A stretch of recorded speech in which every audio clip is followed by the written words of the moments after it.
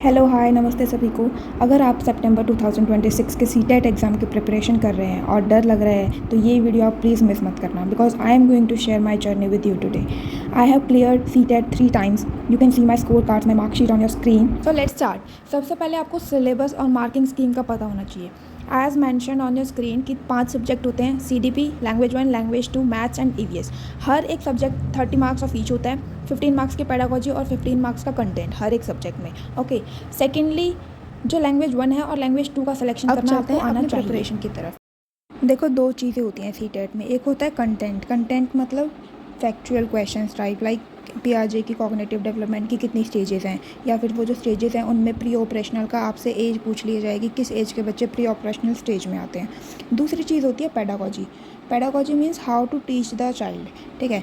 और पेडागोजी में आपको क्या है, चाइल्ड को भगवान मानना है। मतलब जो ऑप्शन चाइल्ड के लिए बेस्ट है, जिसमें चाइल्ड एक्टिव है, जिसमें चाइल्ड को रिस्पेक्ट दी जा रही है, जिसमें चाइल्ड की इंडिविजुअल डिफरेंसेस की रिस्पेक्ट की जा रही है, वो ऑप्शन आपको चूज़ करना है। क्योंकि हमारी जो एजुकेशन है अकॉर्डिंग टू NEP 2020 वो चाइल्ड सेंटर्ड है, राइट।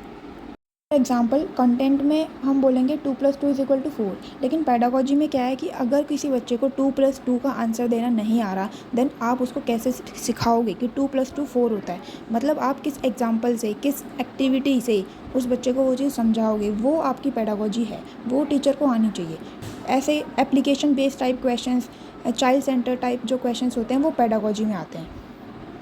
मोर ओवर, अब फैक्चुअल क्वेश्चंस को एप्लीकेशन बेस्ड करके पूछा जाता है। ठीक है। For example, how many stages of cognitive development are given by पियाजे, ये ना पूछ के एप्लीकेशन बेस्ड क्वेश्चन इस टाइप से पूछा जाएगा कि मान लीजिए एक चाइल्ड है रोमी, उसके सामने 2 ग्लास रखे हैं।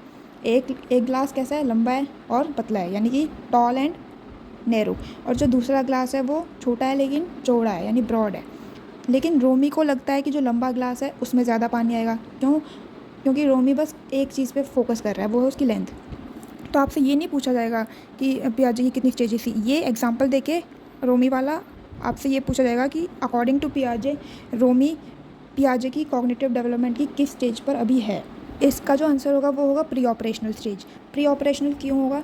क्योंकि प्री ऑपरेशनल में लैक ऑफ कंजर्वेशन होता है। मतलब बच्चा जो है वो एक चीज़ पे फोकस रहता है, वो कंजर्वेशन नहीं देख पाता कि मतलब लंबा ग्लास जो है वो नैरो है तो उसमें जितना पानी आएगा वही छोटे और ब्रॉड ग्लास में आएगा। कंजर्वेशन का कॉन्सेप्ट नहीं होता डेवलप बच्चे में इस स्टेज में। तो ये प्री ऑपरेशनल यानी 2 to 7 ईयर्स ओल्ड जो बच्चा होता है वो इस स्टेज में आएगा। तो इसका आंसर प्री ऑपरेशनल हो जाएगा। तो ऐसे एप्लीकेशन बेस्ड। अब जैसे अनदर एग्जांपल कि आपको मान लिया बोल दिया जाता है कि एक 12 से 14 महीने का बच्चा है, वो अपनी मम्मी के पास एक टॉय देखता है।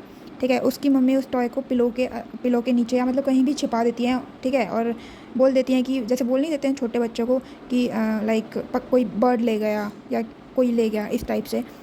और बच्चा क्या है, शुरू में मान लेता है उस चीज़ को कि हाँ चिड़िया आई थी, चिड़िया ले गई उस चीज़ को। लेकिन क्वेश्चन में आपको दिया है कि इंस्टेड ऑफ क्राइंग, रोने की बजाय जो बच्चा है वो उस टॉय को ढूंढ लेता है, पिलो हटा के वो टॉय को ढूंढ लेता है। तो अकॉर्डिंग टू पियाजे वो कॉग्निटिव डेवलपमेंट की कौन सी स्टेज पर है? तो इसका आंसर आएगा सेंसरी मोटर। सेंसरी मोटर यानी 0 to 2 ईयर्स। दूसरा, आपको इसी में ये भी, इसको थोड़ा अलग वे में ये भी पूछा जा सकता है कि बताओ जो बच्चे ने पिलो को हटा के जो टॉय ढूंढ लिया तो बच्चे ने कौन सी कैपेबिलिटी डेवलप कर ली है। तो कौन सी कैपेबिलिटी डेवलप की है? Object permanence. यानी बच्चे के माइंड में अब ये चीज़ है कि जो ऑब्जेक्ट है, कोई भी चीज़ है, वो परमानेंट है, वो ऐसे इन्वायरमेंट से कहीं गायब नहीं हो जाती कि चिड़िया ले गई एंड ऑल। ठीक है। तो ऑब्जेक्ट परमानेंस का जो कैपेबिलिटी है वो सेंसरी मोटर में डेवलप हो जाती है। Like at the end of sensory motor वो डेवलप हो जाती है। स्टार्टिंग में वो नहीं होती है, और मतलब सेंसरी मोटर की स्टेज में ऑब्जेक्ट परमानेंस नहीं होता है शुरू में, लेकिन बाद में धीरे धीरे आने लगता है। तो देखो, एक ही क्वेश्चन में मैंने आपको 2 एप्लीकेशन बेस्ड क्वेश्चन करके बता दिए कि कैसे पूछा जा सकता है। डायरेक्टली फैक्चुअल बेस्ड ना पूछ के एप्लीकेशन बेस्ड पूछेंगे। ओके।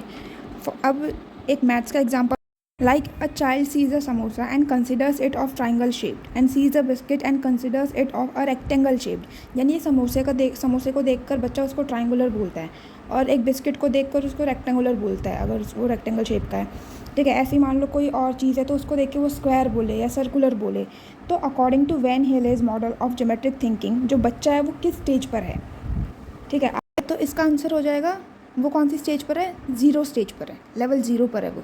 उसमें क्या होता है, उसका नाम है विजुअलाइजेशन, उस स्टेज का नाम। उसमें बस बच्चा अपीयरेंस को देख के किसी चीज़ की, उसकी फिजिकल अपीयरेंस को देख के उसको क्या करता है, क्लासीफाई करता है, उसको प्रॉपर्टीज़ का नहीं पता होता, लाइक उसकी अंडरस्टैंडिंग नहीं होती है उस टॉपिक पर, उसको नहीं पता ट्रायंगुलर की साइड्स कितनी है, एंगल्स कितने हैं, कितने टाइप्स के ट्रायंगल होते हैं, he doesn't know about this. In short you have to understand the concept and you should know that how to apply that concept in real life. That's it for today. और ये तो बस एक micro part था पूरी preparation का. मिलते हैं अगली वीडियो में. Till then keep studying and thanks for watching.